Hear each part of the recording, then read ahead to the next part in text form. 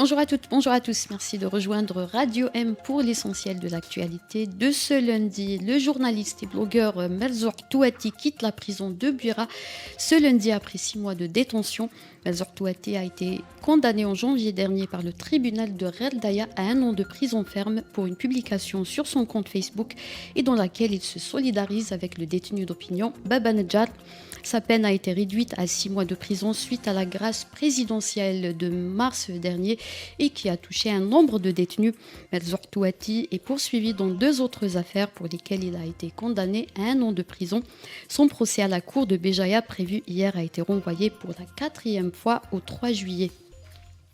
Le président du Rassemblement pour la culture et la démocratie, Athmane Mazzouz, devait comparaître ce lundi devant le juge de la cour de Béjaïa. Son procès a été reporté au 26 septembre prochain. Athmane Mazzouz est poursuivi pour des déclarations sur son compte Facebook en lien avec la répression de la marche d'Oran du mois de décembre 2019. La réunion du Conseil des ministres qui s'est tenue hier s'est terminée avec plusieurs décisions. Parmi les points essentiels, l'introduction de la langue anglaise dans le cycle primaire et la révision des programmes éducatifs avec l'interdiction de la révision de ces derniers pendant l'année scolaire. Pas de nouvelles taxes dans la loi de finances complémentaire 2022. Dans le domaine des énergies renouvelables, le président Tebboune a donné instruction à s'orienter vers la production de l'hydrogène vert et de l'énergie solaire. Autre décision, la programmation de 2 vols complémentaires vers le Qatar. Par ailleurs, le projet de loi sur les associations a été renvoyé pour enrichissement. En France, les résultats du second tour des élections législatives ont été publiés hier soir.